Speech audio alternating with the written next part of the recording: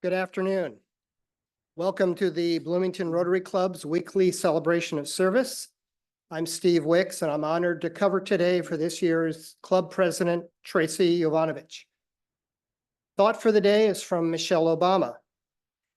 You may not always have a comfortable life, and you will not always be able to solve all the world's problems at once. But don't ever underestimate the importance you can have, because history has shown us that courage can be contagious and hope can take on a life of its own. Cindy Brumbarger will do our reflection for today.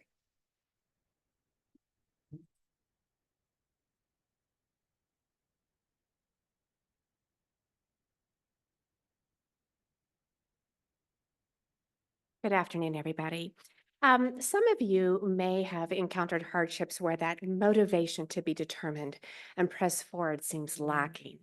There's a story out there that some of you may have heard about that very topic regarding cows and bison. Has anybody heard this analogy before about cows and bison and determination?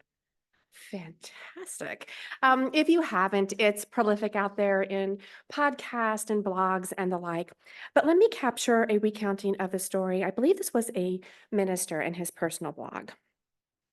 As most of you know, I, the author, grew up on a farm in West Virginia.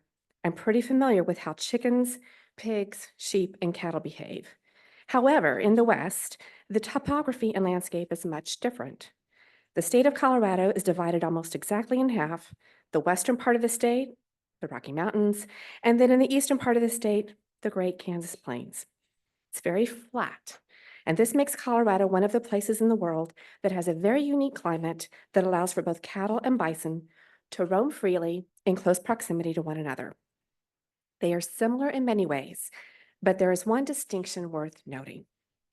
Storms in Colorado, I'll ad lib, like life, can be unpredictable given the terrain of the mountain range or the society we live in. The Rocky Mountains are a natural barrier, allowing only the mightiest of storms to come over the ridge into eastern Colorado and western Kansas. And when a storm is coming, cattle and bison respond very differently. When a storm approaches from the west, the cattle see it, so they head east. They run away. It makes sense. It's hard to argue with that logical behavior. I don't know if you have ever, if anyone really does understand that mentality when the storm keeps getting stronger and the pain and the discomfort is approaching. It's a problem. Fear and avoidance of facing a storm will turn cattle, and sometimes us, to run. Cattle hope the storm will go away, and when it doesn't, the cow is pretty surprised by that reality. Optimism, wishful thinking, running away, avoiding the danger, looking away, pretending it doesn't exist, those aren't healthy coping strategies. Bison, on the other hand, do something very unnatural. When they see a storm coming, they don't turn and run away. Instead, they head west directly into the storm. This counterintuitive act actually shortens the length of time that they spend in that storm. And by facing that storm, the impact of the storm is dramatically reduced. You know, I personally am an absolute lover of children's literature, especially those old early Caldecott winners, Virginia Lee Burton and Robert McCloskey, and some of you are nodding your heads, you know exactly who I'm speaking of. But there's one book in particular that I give as a gift all the time and to more adults than children or parents of children to be. And that would be a lyrical rhyme about a family who was going on a bear hunt. It's a beautiful day. This family encounters hurdle after hurdle and makes this decision to just go through it. Because just in life, when you approach a hurdle, you can't always go under it or go over it or go around it. You simply push through it. Like the bison, like the family on the bear hunt, I want to encourage each and every one of you today and in the coming weeks and months ahead, when you hit that moment where you think you can't push forward, that it's hard. Hard's not bad. It's just hard. Put your head down, face the west, walk into the storm, and just go through it. Thank you for your time today.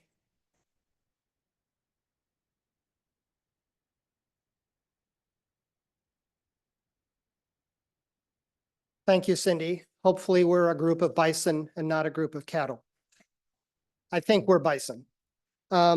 Elizabeth Thompson's going to introduce our guests. We have a long list of guests with us today.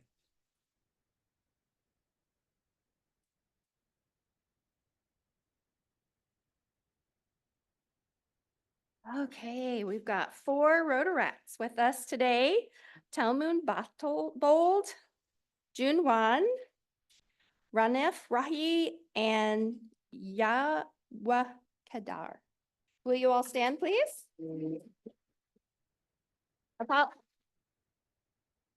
Thank you. Then as we go through each guest, as I introduce you, if you'll stand briefly so we can greet you. Daniel Schlegel, guest of Rosie Levy. Don Hostler, guest of Martha Foster.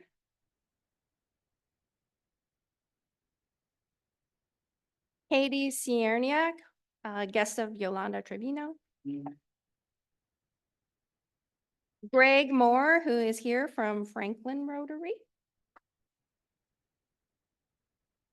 Nick Gomez and Vanessa Alves, guests of Alan Barker.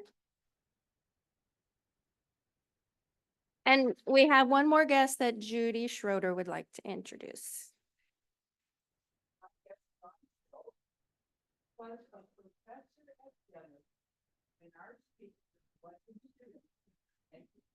Even that, Raymond is a star.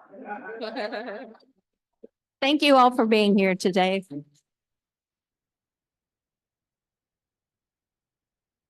Sally, do we have any online guests today? We do. We have 3 guests. First, we have David Willett from Plymouth, Michigan, guest of Jim Bright. We have Cheryl Thompson, and finally, Megan Gearhart, our wonderful global grant scholar who's calling in from Italy. Thank you, Sally. We have a short birthday list today. Former club president Tim Thrasher has a birthday on the 19th. And then for anniversaries, we have C.M. Morrison with 5 years and Benjamin Pearson with 3 years.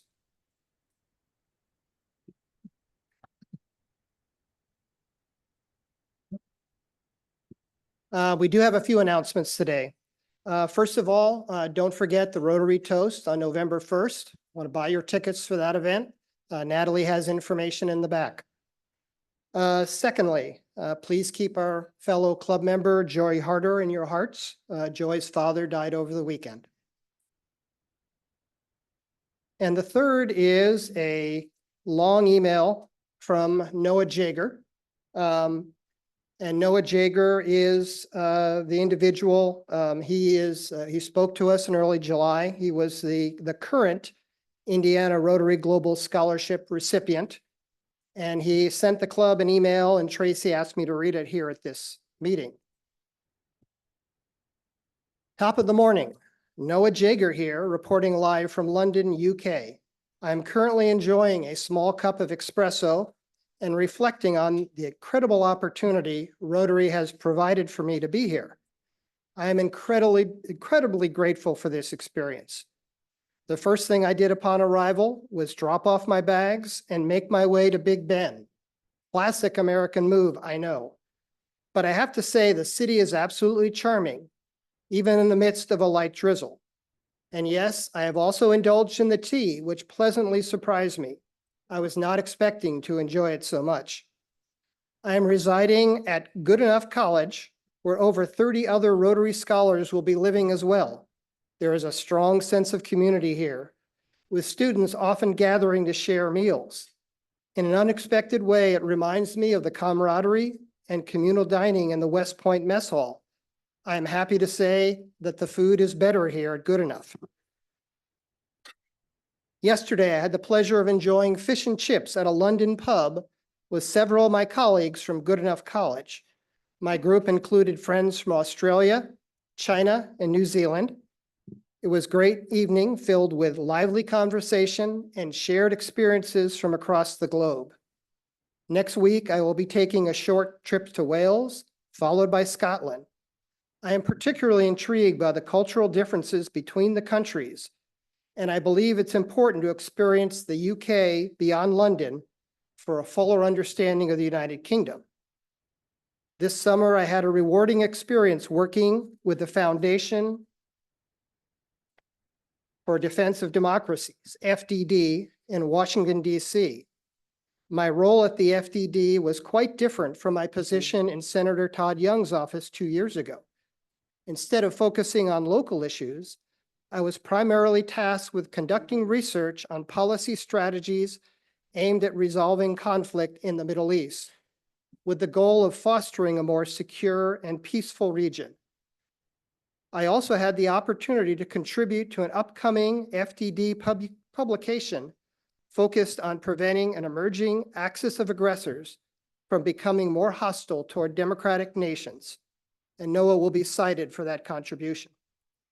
My classes at King's College London begin on September 24th, and I'm eagerly awaiting my course lift, which should arrive soon. I will meet my host Rotary Club of Golders Green soon as well. I hope this message finds you well. Thank you for helping make this incredible opportunity possible. All the best, Noah Jager. So, wonderful email, very impressive young individual, as was his predecessor, Megan Gearhart, who is called in today.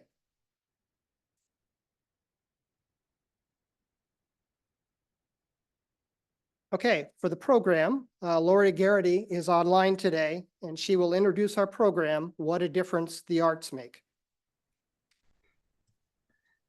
It's my pleasure to introduce our speaker today, Raymond Weiss. Raymond Weiss is a professor in African Diaspora Studies, the executive director of the African American Arts Institute, and director of the African American Choral Ensemble at IU Bloomington.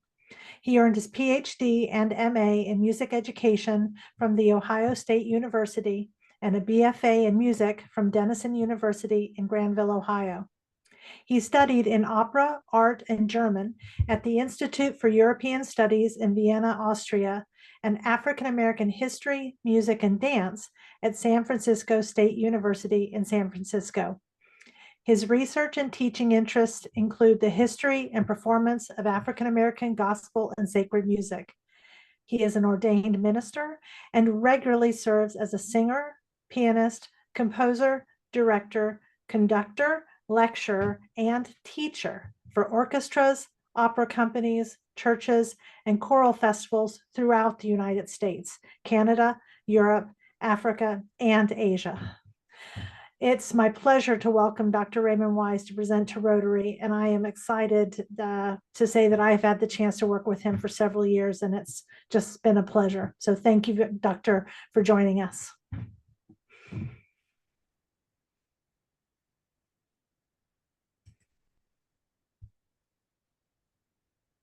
Lori, my sister, for that wonderful introduction. Good morning, everyone.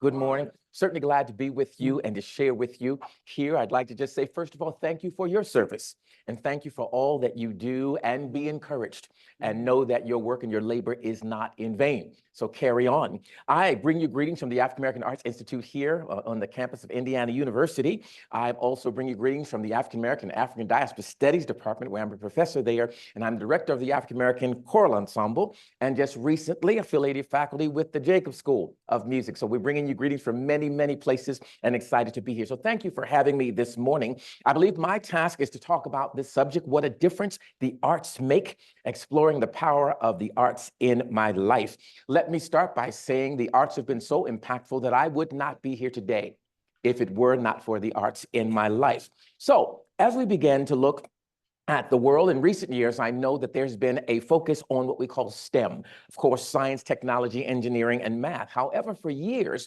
I have focused on what I call STEAM, or what others have called STEAM. We put that A in the midst of that, which is basically adding the arts to that, which is so impactful, and it has impacted my life. So people ask, well, what do the arts do? The arts do several things. Well, they help students develop social, emotional, and interpersonal skills. They help to enrich their experiences in school, They allow them to better handle constructive criticism. They help to improve their academic achievements and their mental focus. They help to reduce stress. They build self-confidence. They build discipline. They improve problem-solving skills. They help to express feelings and emotions. They understand or help people to better understand and cope with their difficult experiences as well. They help relieve anxiety. They help improve mental health, and they enhance positive image. So the arts do quite a bit, but even more so than that, they help to bring challenges to learners of all levels, and they help students connect with their own cultures as well as those of others. So that's primarily what the arts do, and as we advocate for arts education, that's going to be our speech. However, this becomes very personal, because the arts have done many things in my life. And there are at least 6 things I want to focus on today that the arts have been able to do. And I'm not keeping up with this clicker, but I'm going to go on and see where we are. Here we go. What they do, they help me, first of all, they've helped me to maintain my family musical tradition. They've helped me develop my gifts and affirm myself. They've helped me to express and share my faith. They've helped me to celebrate and express my culture. They've helped me to earn a living. And they've helped me to transform the community. And that's been very powerful for me. So let's look at these things in particular. First of all, as I talk about the idea of maintaining my family tradition, I am actually a 4th-generation musician. My great-grandmother, Margaret Saunders, was a musician. She was a part of the first graduating class of Morgan University in 1895. Her brother was also a music professor. He played with John Philip Sousa, a wonderful music and band director in the Annapolis area. So my great-great-grandmother, and her husband had 6 daughters, 5 of which are pictured here. My grandmother is the one in the center in the middle. And they sang as a gospel group. Back in the 30s and 40s, they had a group called the Ideal Gospel Singers. And this is when gospel music was a new art form, just becoming established in the United States. Well, at any rate, my grandmother then also had a daughter who was my mother as well, but my great aunt was named Pauline Wells Lewis. She was a pioneering radio announcer in the 40s and 50s in the Baltimore, Washington, Annapolis area. And again, at that time, she was on the radio doing some historic things, and she then was also a promoter. Gospel music was not always welcomed even in the Black churches because it was considered too bluesy and jazzy. So they developed what they call the Gospel Highway, a network of places where people could perform and stay and find food. Well, my aunt was a promoter who promoted the careers of all these wonderful artists like Rosetta Tharpe and James Cleveland and Shirley Caesar and the Dixie Hummingbirds and James Cleveland, all of the artists, they sang. But my family had a gospel singing group. So as my aunt did all of these programs, my mother and my father, Julia and Dexter Wise, they had 6 children. And I'm number 5. You can imagine I'm that one over there on the left in the bottom. And I literally started singing at the age of 3. So that little one over there rubbing his eyes is me. So we were kind of like a gospel Jackson 5. We were traveling and touring and recording during the 60s and 70s. And we sang and traveled all over. So that gave me great exposure to music in my early days. So what the arts have helped me to do was to continue this legacy. So while I've continued in music, there are 2 generations, even beyond me, that are continuing to do gospel music and work in this area. But the arts have also allowed me to develop my own gifts and affirmed myself. As I shared, I started singing at the age of 3, and one of my love languages is affirmation, right? So by doing the arts, not only was I able to share my gift, but it brought a sense of affirmation as I would do those arts. So I started very early. Age 8, I was in a regional theater production. To me, nobody knows. I was stage struck, had to be on stage. I did my first musical score at the age of 12 for a musical called Down the Road. My first church job at age 12 at St. Thomas Baptist Church.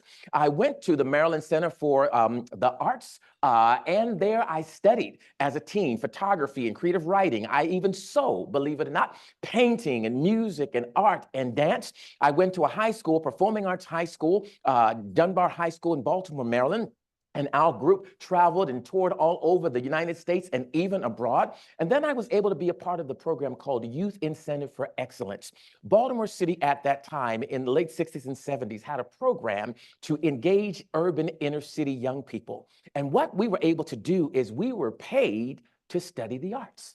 So after school, for 3 hours every day after school, we'd go to a center, and our job was to study the arts and do performances. And in the summer, our summer job was all day from 9 to 5 to study music, theater, dance, and do productions. So the arts were very, very powerful and impactful in developing my life and my sense of who I would become. And these things so encouraged me that by the age of 15, I had my first recording of original music. By 17, I had my first album of my own music. I didn't include it, but as my friend, Professor Shield talked about at Denison, at I think 19, I had another album there that we were able to produce there. I began dancing, and I danced with a company called the Baltimore Dance Theater for several years. Then I went to overseas to Vienna to study there, and then I went to California to study there and worked with a dance company called Mbaje, which stood for Ethnic Modern Ballet, African Jazz, and Experimental Dance. And we traveled and toured all over the San Francisco and Bay Area performing as well. And while I was there, I was actually also doing an apprenticeship with a group called the Hawkins Family. Anybody ever heard of Oh Happy Day? Ever heard of that song? Well, at any rate, back in the 60s, of course, from that moment on, they became a major group in the gospel tradition, and I was able to work with them. I went to do an apprenticeship. I actually played with the choir, got to work with them, and the discipline that I learned from those days instilled so much in me, but it also let me see the significance of bringing gospel music into the academy. So these things developed my confidence. In fact, the picture of those young men, I'm 12 years old, believe it or not. That was one of my first groups that I played for as a student there, and the Voices of St. Thomas, but it developed my confidence and prepared me for a successful career in the arts. Another thing that the arts have done in my life has helped me to express my faith. Now, in the 60s and 70s, when I was growing up, we were in a very traditional Baptist church setting, and in that setting, they did not accept the arts beyond singing. You didn't dance, you didn't act, you didn't do all these other performing arts. And for me, that was a challenge because those were my gifts. I love to sing, I love to act, I love to dance. So I was not encouraged in my church to do those things, but one day I got to see a couple. The name was Glenn and Darcel Leonard. Glenn Leonard was one of the Temptations, and Darcel Leonard, if you may remember the name, she was the featured dancer on the Solid Gold Dancers. You remember those Solid Gold Dancers? Well, at any rate, they did a lecture, and they were talking about using their gifts. And they brought up a scripture that said the gifts and callings of God are without repentance, basically saying that even though you're giving your life in a very sacred, spiritual way, that those same gifts that you use in the secular world could be used in the sacred world. And that revolutionized my life. It let me realize I did not have to be divided in what my gifts were, but I could bring those things together. And it allowed me to bring the sacred and the secular together. And it brought me to another passage of scripture in 1 Timothy. And I drew from that scripture what we call the 4 Ds principle: discover, develop, display, and draw. And the scripture says, neglect not the gift that is given thee that was laying on by the hands of the presbytery, but devote thyself wholly to it, that thy profiting may appear to all, and continue in doing this. And in doing this, you will save both thyself and them that hear thee. And it allowed me to know I could use my gifts to make a difference. So I founded Ray's Production Center for the Gospel Arts back in 1985, and we developed a place to begin teaching courses in the gospel arts. So it's allowed me to express my faith through the arts. But then it also allowed me to celebrate and expose my culture worldwide. As I shared, I began traveling with my family. We would travel all up and down the East Coast and throughout the United States, but it was the arts that got me out of Baltimore City. Now, mind you, my parents had 6 children, and we were not wealthy. All right. So from the projects of Baltimore, Maryland, to even where I stand today, I am convinced that it was the arts that was a significant part of pulling my life out and developing the kind of discipline and the courage to be able to go forth and share my gifts. In fact, my first trip to Italy, I was 15. And many of you go to Italy, you know, if there's a Trevi fountain and there's the thing when you throw the coin over, you know, your shoulder if you're going to come back. Well, I was determined I'm coming back. So I threw that coin over my shoulder, and I've been blessed to be in Italy many, many times and go all over the world sharing my gifts. But the challenge was, when I went to college, I learned very quickly that gospel music, which I loved, and classical music, which I loved, did not necessarily go together. In fact, there were challenges for many years when I learned immediately that gospel music was not really embraced or accepted in most traditional academic settings. And the challenges I faced burned into me a vision that people need to learn how to do African-American gospel music in academic settings and not be made to feel it's inferior to other musical styles. So that has actually motivated a lot of my vision for the last 40 years in developing gospel arts programs in many different places. And as a result of that, it's allowed me to travel all over the world. That's another impact that the arts has had in my life. So when we talk about that, we're looking at places that we've done, and we've developed gospel choirs. We're talking about Canada. This is Bach's church, Johann Sebastian's Bach church within Leipzig. We were there. In Berlin, working there. In Hamburg, working there. Arnsberg, working there. In Prague, working there. In Czech Republic, working there. In Bavaria, working there. In the Netherlands, working there. In Romania, working there. Bucharest, of course, there. Working there. In Japan, working with choirs there. In China, working with over 600 directors there, and some of the top choirs there in China, in Africa, working there as well. So the arts have really impacted my life and allowed me to share and expose my culture all over the world. But the other things the arts have done has allowed me to earn a living. Go back. And now, for many years, I've sustained a career. First 25 years, I would say between 79 and 99, I was an independent artist. And that means I was a starving artist, right? So at any rate, I was able to do the arts and share the arts. And I was a church musician. I was a workshop clinician, a recording artist, community arts participant there. But for the last 25 years, the arts have opened up an avenue for me to actually serve in traditional academic settings. So since 1999, even to this year, I've been blessed to serve as a college professor at many universities throughout the United States. I taught at The Ohio State University, at Denison University. 20 years later, I was able to go back and be a professor there and share there, work with colleges and arts organizations as well, and even as a published composer. So many of those things, and I talk about a published composer, one of my wonderful friends, in whom series I am is here, Brother Henry Leck. But I share at festivals all over the world and get to work with hundreds of students sharing traditional classical music as well as gospel music as well. And we talked about Henry Leck. We're looking at this series, couple of pieces in Brother Henry's series there. So I'm excited about even being a published composer with many different places. My works are premiered in many halls there. I think standing outside of Carnegie Hall. In fact, we've got a new premiere of a new work that's coming forth that'll be premiered there next year as well. But the composing pieces are wonderful.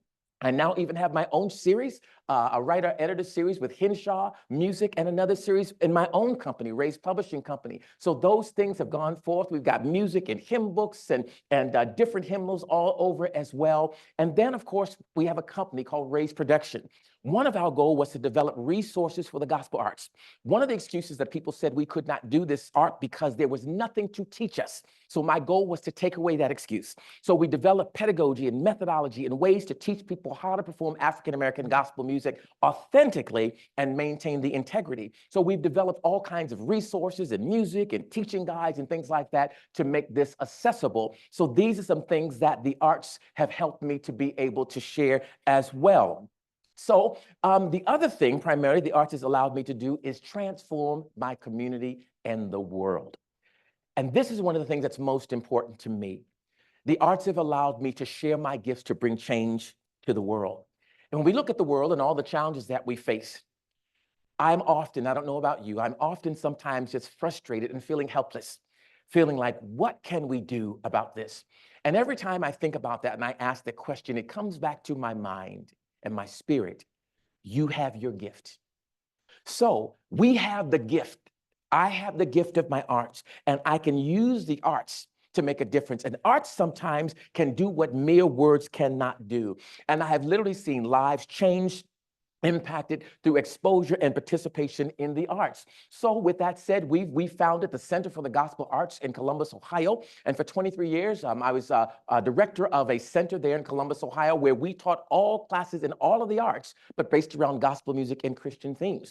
Currently, just over a month and a half ago, I was blessed to actually assume the role of the executive director of the African American Arts Institute here at Indiana University, following my predecessor, Dr. Charles Sykes. Big shoes to fill, but excited about where we will go and where we can go. And then over the years, I've been a part of the Gospel Music Workshop of America, the Hampton Ministers Conference, American Choral Directors Association, and other organizations through which we can help to share this music and share music that will be transformative. You're looking at this particular project, which is called Inspire Me. When we went through COVID a few years ago, we found that so many people were discouraged because of COVID. And we were again, what can we do? And it came back, you have your music. So we put together an album called Inspire Me of inspirational songs that is available, of course, but at any rate, the idea is now there is music that can be inspiring. There's songs that say, walk on through the storm and through the rain. There's songs that say, stand up, speak out. There's songs that say, because of you, I'm encouraged. There's songs that say, shine the light. There's so many songs that will hit a place in someone's soul where just mere words may not be able to do that. And then another way we've been able to transform the world, a couple years ago, we were able to do a PBS documentary called Amen Music of the Black Church. And the documentary basically told the story of African-American sacred music from Africa all the way up to today. And we're excited about how it's impacted the lives primarily of the students. Many of the students in the African-American choral ensemble are not music majors. They're just regular students who decide they want to sing. And as a result, coming together, many of these students had not ever performed African-American sacred music before this documentary. And we had about 3 weeks to pull it off. They did a great job, and it was an interesting piece because the spirit of the music was not really happening. And I was concerned, but once they got into the church, we were at Second Baptist Church, and they got in the church and they began to feel the spirit of the church, something happened. And it happened so that there was a kind of power and a spirit in that place and on that recording that people were excited and transformed by that, starting with the students. And as a result of that, we were blessed. We won a regional Emmy Award for that. We won a Telly Award for that, and a first place Professional Journalists Society of Journalists Award for that. But this is another way that we were able to impact the world and transform lives by using the art that we have as well. So the other piece here at Indiana University, I'm so excited that the arts allow us to bring diversity to our campus. Our ensemble, if you look at it, it's called the African American Choral Ensemble, but it's not just for African Americans. It allows everyone and anyone who wants to be a part to come and sing. And as a result of that, there is such diversity that we can bring and celebrate at Indiana University. So we're excited about how we use music in a way to bring the world together, to transform hearts, and using the arts in a way where mere words may not be able to do what we want to say. Then, beyond that, everybody said, well, what now? What are you doing? What's going on now? How are the arts impacting you now? Well, I'm actually finishing a book, textbook called What Happened to Gospel Music. As we've gone through this process over the last 40 years, and I've been teaching courses on gospel music, we realized that there needed to be a textbook for the courses that we're teaching. So we're finishing that book. It's accepted for publication. Hopefully next year that will be available. We were recently a part of a platform grant with the Mellon Foundation, and we did a solo art song cycle called Stargazing that was recently celebrated at the Bloomington International Film Festival and the Heartland Film Festival in Indianapolis. We talked about the Inspire Me program, but we also have several commissioned works that are going forward. The other thing we're excited about is we have several family archives. I've talked about all of my great aunts and all the people. They left a great legacy and heritage and artifacts for me. I inherited over 1,000 recordings from my aunt. I have 4 or 5 other collections to which I have access. My aunts, who were all musicians, they left me all of this wonderful sheet music and recordings. So it is my goal now to take these things and develop a center or a program for gospel studies where people can come and learn. Students both within and outside of the African-American community can gain enough skill to learn how to share gospel music authentically and with integrity in all settings. So that's what I'm excited about. And all of this has happened because of the arts. It has been the arts in my life that has kind of moved me forward. And had they not been in my life, I'm sure I would not be who I am. But more importantly, when we talk about the arts and its impact in my life, I realize that what has happened to me, I have been very blessed in my life, but that has motivated me in all that I do. So when I see my young students from wherever they come, I'm seeing myself. I'm remembering when I was 3 years old. I'm remembering when I was a teenager. I'm remembering when we could not afford to do specific things. But there was always a teacher or a neighbor or a mentor or someone who said, you know what, I see something in you. Come on, let me help you, let me give. So that's really what motivates me now. I'm looking at all of my students and seeing the power of the arts and the gifts in them and how they can be used to transform them, empower them, and allow them to go forth. And even as I'm getting a little older, I am now looking at how do I use this to pass the baton, right? And I've been doing this, believe it or not, almost 50 years. And, you know, that's a long time, but it's important to me to say now it is important to let the same arts that empowered me empower others. So I'm excited about the opportunity to use the gifts and to use the arts. And I realize that in this position, I now have an opportunity to share what I have, but also light a fire, hopefully, under some others who in 5, 10, 15 years will be the ones standing here saying how the arts impacted their lives. So I'm going to stop right there. And hopefully it's made sense. I've been talking about my journey, but I hope you can see how all throughout my life, it has been the arts. It has been music. It has been dance. It has been theater, all those things that have so impacted my life that I am now doing what I do. And I can't stop. I must say this. I do have to give honor to my parents, my mother and my father. My mother was a musician, and I saw her work with anybody. She would take people who never had a gift, and 5 months later, they're singing solos. And my father would always say, always treat everybody the same. Make up in your mind, you're going to be somebody and you can do it. So it was that affirmation at home and the gifts that I had that made me go, you can do this. And that's what I want to say for all of my other students. So I will stop there. I hope this has made some sense and has been inspirational for some of you to kind of see my journey. And hopefully it'll encourage you to help us as we help others through their journey as well. Thank you.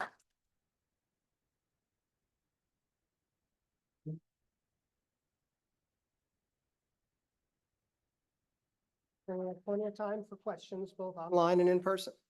Yes, I would like to understand a little bit more about, you said earlier that a lot of Black churches were not welcoming of gospel music, but I grew up thinking that they were one and the same. Yes, absolutely. First of all, gospel music is one of 7 distinct African-American sacred genres.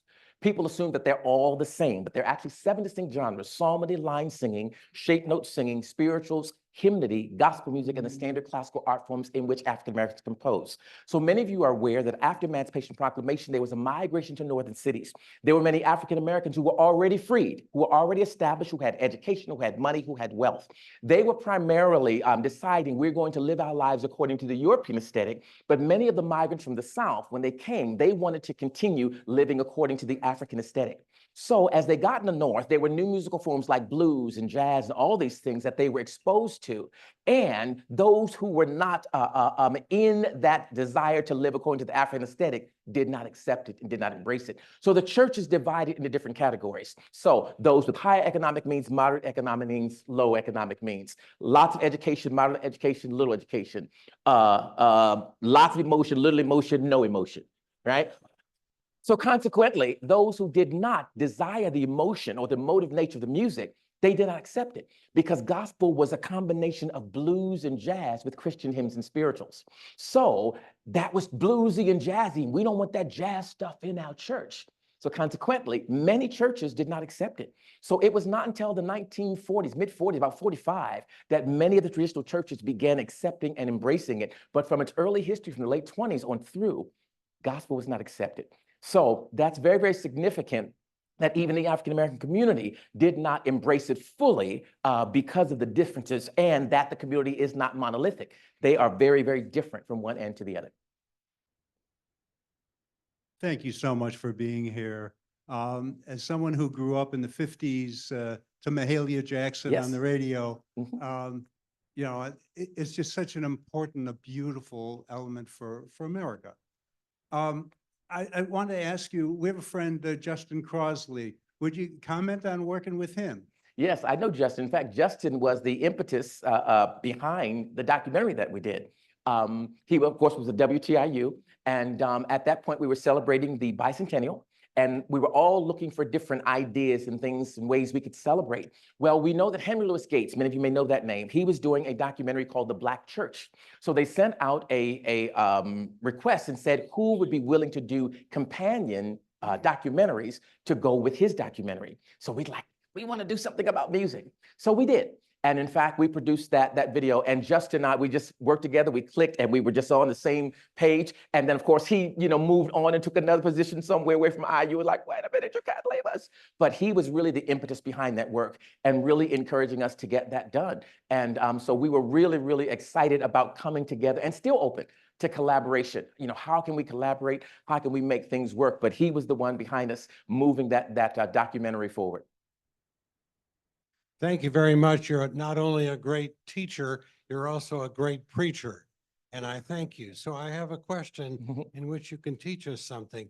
Almost all the churches have for a long time accepted the Negro spiritual into their hymnody. Would you state for us what you think is the significance of the Negro spiritual in American church and social life? Thank you. Oh yeah, what a question. The significance of the spiritual. Well, if you begin to look at African-American history and American history, and we look at the development of music, there are many scholars who suggest that the spiritual is the first authentic music to develop in America, in terms of American music, right? Well, at any rate, the spiritual itself was a music of praise, it was a music of worship, it was work songs, it was a music of communication that the African-American, the enslaved African-Americans used for many purposes, as we say. However, as the spiritual evolved, it evolved in 5 different directions that affected all American music. So it evolved in the secular direction where it turned into the blues. And then from the blues, we get jazz and ragtime and rock and roll. It evolved the theatrical direction. Of course, there was a point when they could not even sing the spirituals. So the spirituals then turned into minstrelsy, which goes into vaudeville, which goes into musical theater. It developed the artistic direction where they put it on the concert stage, where you had people like Dvorak, a composer who came from Czech, who realized that one of the major American musics was the spiritual. They began using it in Western music. So we get the art song spiritual, where they began to use it as a theme for solo art music with orchestral or piano accompaniment. Then it goes in academic direction, and you know of the direction after Emancipation Proclamation, they built many of what we call the HBCUs, historical Black colleges and universities, and one of which was Fisk University. In need of dire funds, they sent a choir out to sing and to try to raise money. They didn't raise as much money singing traditional Western repertoire.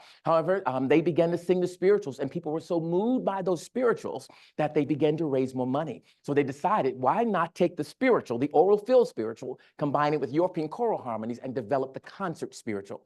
And that's the spiritual that many of you may have sung when you were singing spirituals in high school or college with sheet music. That's that direction. Then finally, there's a sacred direction where it evolves into what's called the congregational spiritual around the 1900s with the Azusa movement, Pentecostal movement, songs like "This Little Light of Mine, I'm Gonna Let It Shine," congregational spirituals. And in those environments, in those urban areas, we've got the spiritual, Black hymnody, white hymnody, congregational spirituals, and quartet music that merge to develop gospel music. So when we talk about the significance of the spiritual, not only do we have the evolution of the African-American forms, but there is a parallel European-American form that evolves as a result of the African-American forms as well, because there's been this interaction back and forth of the two cultures. So anything you look at, you're going to find a combination, but most of them come out of the tree or the root of the spiritual.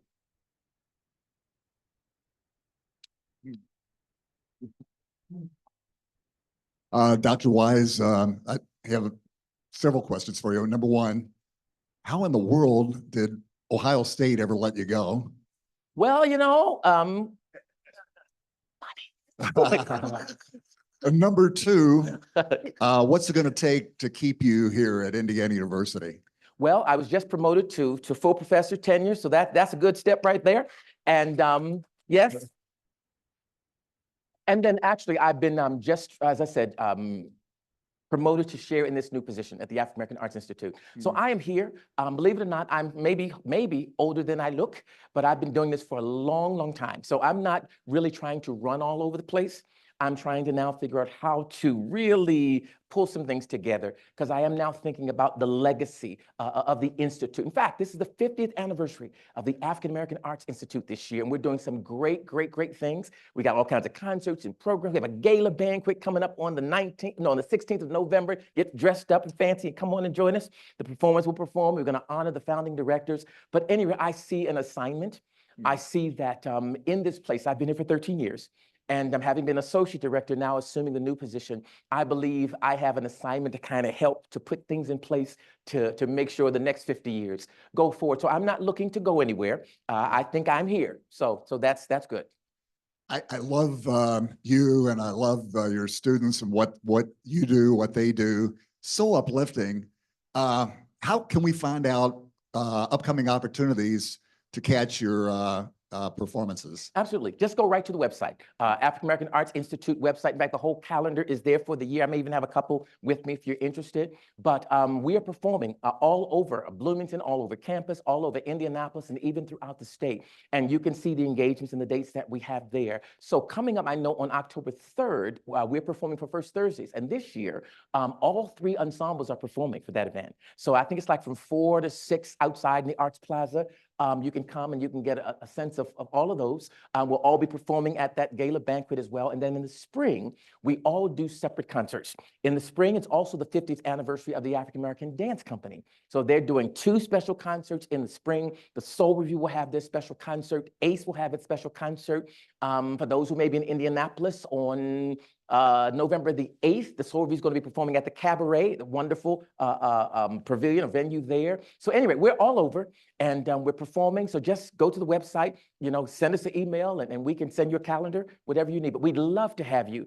And that's the other thing that's so important. As we're in this situation, the arts, and especially a lot of what we call DEI, diversity, equity, and inclusion, is really in a tentative place where we stand at this place. And while people are looking at why we exist and why we do what we do, they're looking at the quantitative and not necessarily the qualitative. And what they're not really looking at is the impact of the arts. I am a representative of the impact of the arts. I'm only one, but one is worth it. So the idea is, as we're having these opportunities, show up. Because while we're talking about African-American music and art and dance, it's not just for African-Americans. And through music and dance, we can heal our community. We can share some wonderful thoughts that stir conversations or spark transformation. Thank you, Reverend Wise, for sharing with us your musical gift. I'm one of your ardent fan, and I'm so pleased to listen to you today and very honored. Now, scholars have claimed that there's a very strong connection between the African-American music and the African traditional music. In your working experiences with the African groups and your African gospel musical expression, were you able to establish any significant connections between the 2 musical genres or traditions? Yes, for one, they're absolutely connected. Most all of what you see in African-American music is rooted in West African music. So that connection is there. And so one of the things, I was recently in Ghana, West Africa, and we were able to do some teaching there. And what we realized is many of those in that area did not know about African-American culture, just like we never knew about their culture because we were never taught in our systems. So we have been purposing to develop an exchange program to try to go back and forth. And one of my goals is to get the African-American choral ensemble to Africa.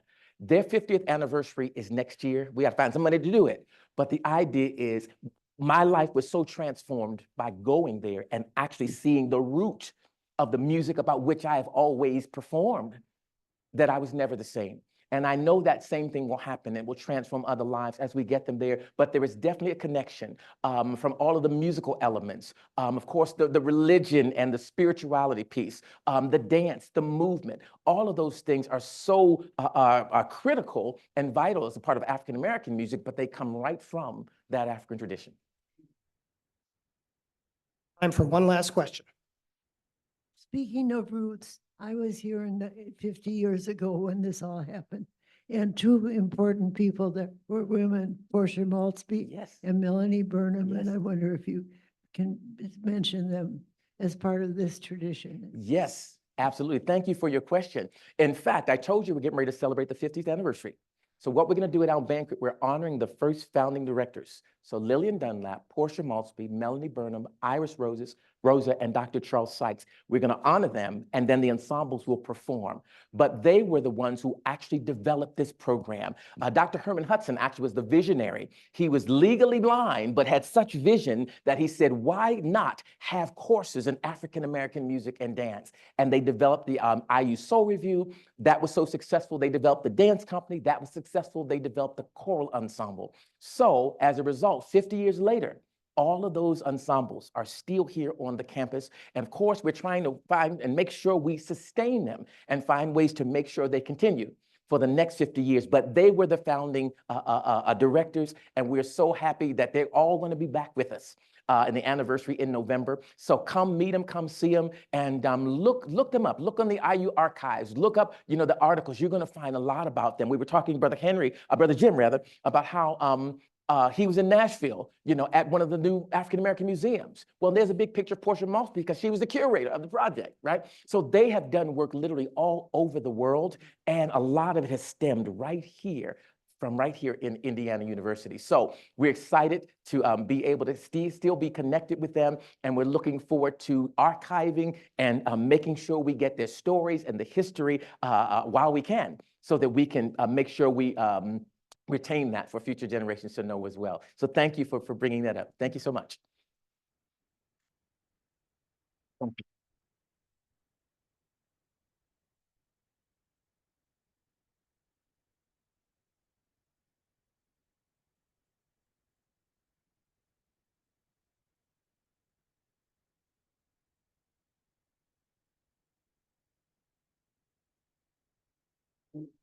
Thank you very much, Dr. Wise. Aren't we all fortunate that he has brought his energy and enthusiasm and his experience and talent here at IU? Donation will be made in your honor this quarter to New Leaf, New Life here in Bloomington. I'd like to acknowledge the people who made this meeting happen. First of all, Natalie Blaze, our administrative assistant. Winston Shandell and Dakir Abdullah, we had a tag team on greeter today. Elizabeth Thompson handled our introductions. Sally Gaskell is filling in for our Joy as Zoom host. Cindy Brumbarger with the reflection. Greer Carson is our reporter today. Michael Shermis, our camera mic operator, and Tyler Martin Nichols as our Zoom and audio producer. Our next meeting will be on September 24th here in the Frangipani Room. Our speaker will be Tina Peterson with the Community Foundation, and she'll be discussing the boundaries of philanthropy. So please stand if you are able for the four-way test. Of the things we say or do, first, is it the truth? Second, is it fair to all concerned? Third, will it build goodwill and better friendships? Fourth, will it be beneficial to all concerned? And fifth, is it fun?